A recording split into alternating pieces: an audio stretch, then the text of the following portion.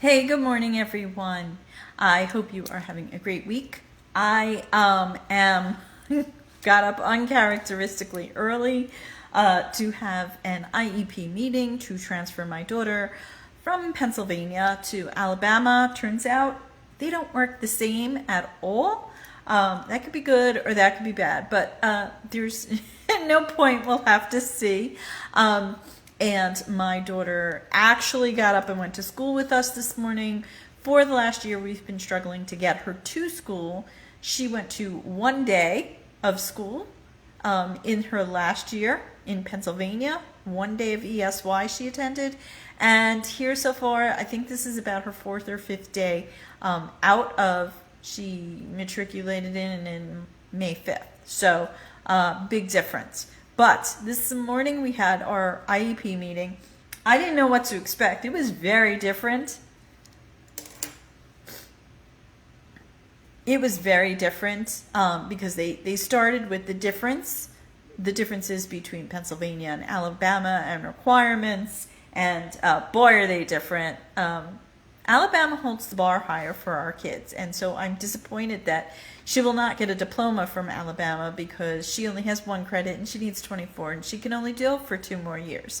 PA doesn't do credits, they just go by the IEP in autistic support. So that's a whole nother ball of wax. that's a post for another time. But today I wanted to talk a little bit about going to your IEP and some of the IEP struggles you might face. Now, my youngest is 19, my oldest is 22, and so out of school now. She went until her 22nd birthday in January. My kids have been on IEP since they started school. So that's like almost 20 years of IEPs. No, it's more like closer to 15 years of IEPs. So I kind of know what I'm doing now. But in the beginning, it was super tough because I started going. My husband has always worked full time, and I have always had a flexible schedule. And he can be flexible now with his full-time schedule, but back when our kids were little, he couldn't. So he would be my only person who could come to me with an IEP. I do remember going to a preschool IEP with him for my older daughter who has Down syndrome, and he had to call in. So I was there alone, and you go into your IEP. For those of you who've never been in an IEP meeting, basically you go in and everyone is sitting on the other side of the table. So that might be therapists, like speech and OT therapists. There's always a regular ed teacher. 9 times out of 10, it's going to be an art or a gym person that just has to be in the room. It's some law. I think it's from the IDEA law, because Alabama and Pennsylvania, same thing. Who just normally sits there. They made the gym teacher do things like make photocopies this morning, but it is the teacher, sometimes the paraprofessional is there, not always. This is more like the special ed services people are in there. And so you often feel like there's 6 to 10 people on the other side of your table and just you. You often feel like there's 6 to 10 people on the other side of the table facing just you. And it's really hard to advocate for your kid. Some meetings we've had school psychologists in there. So it's really hard to advocate for your kid when you feel very alone. So, and here's some of the problems that you encounter when you feel so alone. I think a lot of times you feel like you've been ganged up on, right? You feel like they are pushing one thing, and you may or may not agree with what they are pushing. Now, in the first 5 years of our kids' education, they went to a charter school. Well, about 7 or 8 years for Amelia, and 6 years for Zoe. My autistic daughter, she went to a charter school. And so charter schools are much more flexible. They didn't have anything like an autistic support class. an autistic support class may be something your kid needs. And if not, you have to kind of think about how can I include them without class disruption? How can I include them in a way that works for everybody? Now, obviously, the law is that they need the least restricted environment. So you want them included as much as possible. But in a smaller school, if your kid has behavioral issues, a lot of times that's not quite possible. I always advocated for inclusion as much as possible. I found it was not too bad. They could do it for my daughter with Down syndrome, but for my daughter with profound autism, yeah, inclusion, oh man, they don't like it. So one thing that's going to be really hard for you in an IEP class, in an IEP session, is getting, it's going to be speaking up, right? Because again, like I said, you have this panel of all these people, and I don't want to say they're not for your child. They are often for your child, somewhat, but they are bound by restrictions, some of which are ridiculous. They do not, there is inflexibility. For example, there is inflexibility with speech therapy. We tried to get spell to communicate system, integrated and covered, and we were just attacked on every angle, even our advocate, and we had a lawyer and an advocate. None of them could help us because there is, even though speech S2C program is highly effective and it really gives children who have, and students who have apraxia, which means they know what to say, but they can't get their motor, they can't formulate the words, they can't actually speak. And so we couldn't get it integrated no matter what we did, even with the lawyer. Everybody was like, and then the speech therapist, who had been lovely and sweet and kind to us for years, literally attacked the program, and I felt like she was attacking me. So they are very rooted in things like AAC, like PECS, which is when you lose an iPad to talk. They tried to reintegrate the AAC system. My daughter wasn't having any part of it. So my daughter doesn't want to speak like that. So that's one of the things that's really hard. It's really hard to speak up, and because you feel intimidated. And when you're looking for maybe something a little new, something a little different. Okay, and I'm going to say this. Part of the issue with that particular program and certain programs that you're going to be forced into at school, part of it is bureaucracy, part of it is funding, part of it is political, and part of it is people tied up in relationships with other people.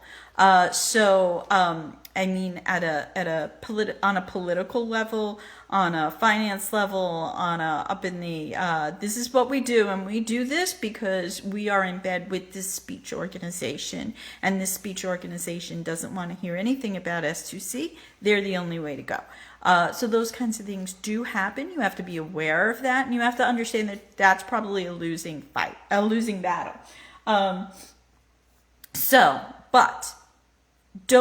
But fear of speaking up because you're in a panel, in a room with a lot of other people who know their stuff, that's going to be really tough. The other thing that is really important, that I think as parents, we all have this too, is fear of correcting someone. So they might say something. Those people know your child. Either you're brand new to the school, so they don't know your kid at all. They only have the paperwork from the last school. Or if your kid is brand new to an IEP, then they'll have no paperwork. But you know your child better than them. But things are still positioned in a way that you might be afraid to correct them. And again, especially when you're sitting in that meeting alone, Now, I hadn't even thought. I've had an advocate for my daughter that was free of charge in Pennsylvania, and I had Susan for 12 years maybe. She's been advocating with us, and even she kind of has to walk a line. She's not always in our camp 100%. But to have an advocate, and I've had a couple of IEPs with a lawyer in it, a special ed lawyer, but it's totally different sitting there with an advocate than sitting alone, except that I have like 15 years of experience, so I'm not afraid to speak up. But you need to correct things when you see things that are wrong. Now, today we just had kind of the preliminary stuff. My daughter isn't going to attend until fall because we couldn't get her in the summer session, and that's a whole other issue. But she's not really good. They got one more week of school here, and then she's going to attend. They have one more week of school here, and then she's going to attend in the fall. So it can be really, you can feel really intimidated by sitting alone or just with one other person or two other people on your side of the table in an IEP meeting. But correcting error, so you might feel intimidated to correct, but remember, you know your child best, right? You can correct them. So, and I think that's the issue. The issue is alone on your side of the table. Now, you can come with, whoever your co-parent is, the dad or whatever. You can come with an advocate. You can, I think you could come probably maybe someone else too. If you have a way to come, not be alone. But I think issues that are really hard are just, even if you come with a couple of people. I went into an IEP one time. It was me and my advocate and our wraparound. So, if you have a wraparound person, you can bring a wraparound person. And so she came, and I think they had invited the people from the vocational.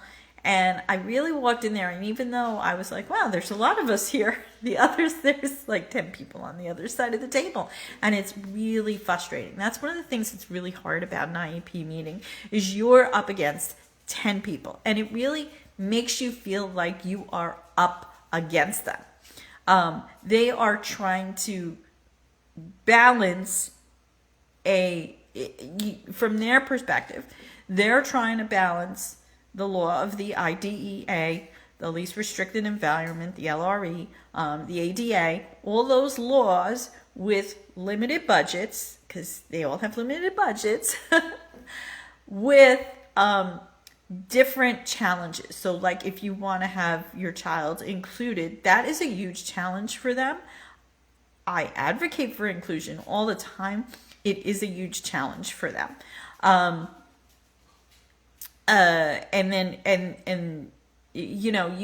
There's those kinds of challenges, but then there's also bureaucratic challenges. Like I said about the speech therapy, they don't want to. This is what schools do for speech therapy nationwide, and it's on a bureaucratic nationwide level that you really can't do anything or bend or flex around it. It's a little bit like what's going on with opt-outs in certain states. Things like SEL surveys. In the SEL surveys, which all of a sudden in my school system, they were all over the place. They were constantly doing these panorama surveys, and panorama, well, you can look into the politics of the connections of the panorama surveys into the Biden administration. There was actually a political personal connection. Between, all of a sudden I felt like every week my school was doing a SEL survey. So those kinds of things are like baked into bureaucracy at a very higher level, like a federal level. That was baked in at a federal level. So you're dealing with that. You're dealing with whatever issues your own school has. Now, maybe when we went to a charter school, for example, the school had challenges with funding. The public school didn't like competing with the private school, and they were working really hard to cut off their funding and shut them down. And that school, it's still in business, but there was a lot of there were a lot of really challenging issues and problems over there.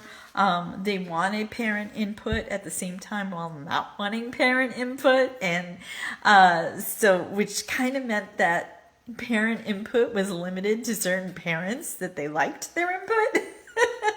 So there's all kinds of things like that.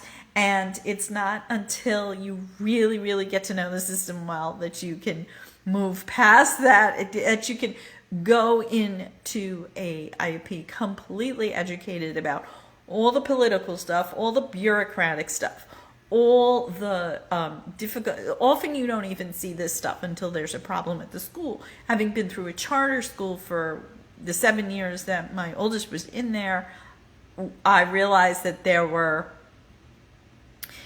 so many challenges and so many crises. It was also a brand new school. When my daughter went to first grade there, she was the first class in the first grade. She was the first grade class there. So the school had just opened. So it's worthwhile if you go to a school that just opened to see all the problems. And boy, were there problems. But you can use that to your advantage, right? So I would say just IEPs, they're a necessary evil. Sometimes they can be really good. Sometimes you feel like you're just running in place. And you're going to need to learn to speak up. You're going to need to learn to make corrections and do it politically. You don't want to call someone a liar. You don't want to call someone a liar. You're going to potentially want to have more people on your side of the table, and these are some things that are really hard about an IEP. So if you are going into one, let me know, and I'll say a prayer for you. This is I kind of have a pretty expansive chapter on IEPs in my book, Blueprint for Hope. Because it is necessary and it's difficult, and there to get your child exactly who has profound autism, level 2 or level 3, who has significant behavioral challenges, who has speech disorders, potentially has apraxia, has executive functioning issues, can't express themselves, can't take tests, who has expressive issues, can't go beyond saying their needs and a handful of wants, can't really express abstract ideas or communicate them. Maybe it's not that they don't exist, it's not that they're unintelligent, but they don't test well, they can't put these things down on testing papers. Those are things that you have to kind of get past that. And actually, in an IEP, try to figure out what is the best route for you. And of course, I did not homeschool.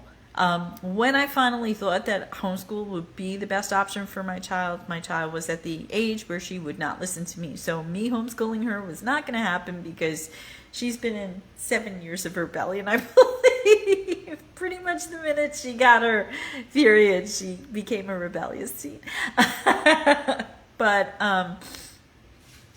so there might be other options that you want to explore in terms of education, but just know that you do have the right to speak up, you do have the right to correct, and you don't have to be alone on your side of the table. You're probably never going to have 10 people or 5. The other side's probably always going to have more people on that side, and that's fine.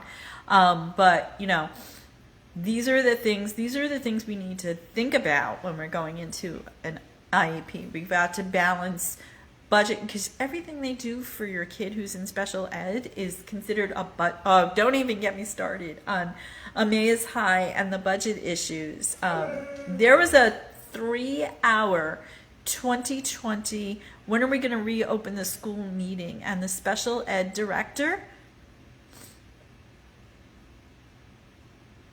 the special ed director at the time, who we knew well because we had sued the school, and after we sued the school and won, every other school was like, whatever you want. The special ed director got, I think, about 40 seconds of speaking time. That's how much they dedicated to special ed during the 3-hour, how do we reopen the schools from COVID meeting? 40 seconds, right? And she actually, about a year ago, resigned because she wasn't a young woman. She'd obviously been in there for 20 years or whatever, and she was done. She was just done because the department does not get the respect it deserves. It's not a priority, especially in a high school where, you know, our high school, they used to recruit, there's a couple of Eagle players on the Eagles who went to Emmaus High. It's a very good school for football and other sports. And so special ed kind of gets the boot kick in the back, like, yeah, whatever. Look, we built you a room. We built you a sensory room. Shut up. You know? I don't know that the school here might be the same way. I don't know yet. But that's the kind of thing that you will be dealing with the shaft when you send your child to public high school. Every school has there's bureaucracy and budget concerns, and you have to deal with all that as well as accommodating your child. This is some of the cons of sending your kid to public school. Some of the cons that I've experienced. Some of the cons of sending your kid to charter school are the same, only amplified, an even more limited budget, but also a lack of proper leadership, fake input from parents, like we want input from parents, but only the parents we like, that kind of thing we've experienced. But again, you might have that when you go into the IEP, you might feel intimidated, you have that fear of speaking up, you have that fear of correcting about your child, what they're getting wrong, and you might feel all alone at the side of the table. These are things you can fix and you can deal with them. So I just wanted to share that. And since I just a couple hours ago came out of an IEP. So I hope you're having a great day. If you have any questions, go ahead and ask. And I'm going to try to be coming on every day and giving you a little bit of information. I would like to talk this week a little bit about RFK Jr.'s hearing. That was yesterday, and maybe a little bit of discussion on protocols and things like that. So if you have topics you kind of want me to cover, things that you're struggling with, please leave them below. I would be happy to go over some of these topics. And let me know below, what is your toughest issue when it comes to having an IEP? Or have you not had one yet? Is it something that's in your future? Let me know. And I will hopefully be back on here tomorrow. I'm going to do my best. Okay. I will talk to you soon. Thank you. Bye.